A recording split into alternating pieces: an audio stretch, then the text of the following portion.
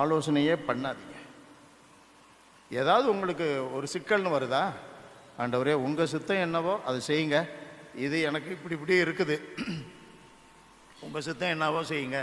நீ சொல்லிக்கிட்டே இரு, உங்கள் சித்தத்தை செய்யுங்க ஆண்டவரே, உங்கள் திட்டத்தை தெரிவிங்க ஆண்டவரே, உங்கள் திட்டத்தை எனக்கு தெளிவுபடுத்துங்க ஆண்டவரே, நீங்கள் என்ன விரும்புகிறீங்களோ அதை செய்கிறேன் ஆண்டவரே, நீங்கள் விரும்புகிறபடியே செய்கிறேன் ஆண்டவரே அப்படின்னு சொல்லிக்கிட்டே இருங்க. இதையே உங்களுடைய தாரக மந்திரமாக மாற்றிக்கங்க. என்ன நடக்கும்னு பாருங்கள். ஆன்மீக மையத்தில் 1.5 கோடிக்கு கட்டடம் கட்டிவிட்டேன்.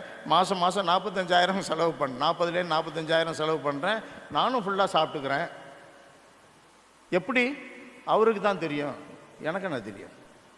இந்த எசேக்கியேல் புத்தகத்தில் அன்பானவர்களே 37வது அதிகாரம் அதில் 1 2 3 4வது வசனத்தில் அவர் 4வது வசனத்தில் அவர் கேட்குறாரு, எசேக்கியேல் இறைவாக்கினரை கடவுள் கேட்குறாரு, ஏன்னாப்பா உலர்ந்த எலும்புகள்லாம் இருக்குது, ரொம்ப உலர்ந்த எலும்புகள்லாம் இருக்குது, அதெல்லாம் கூட்டிகிட்டு வர்றாரு இல்லையா.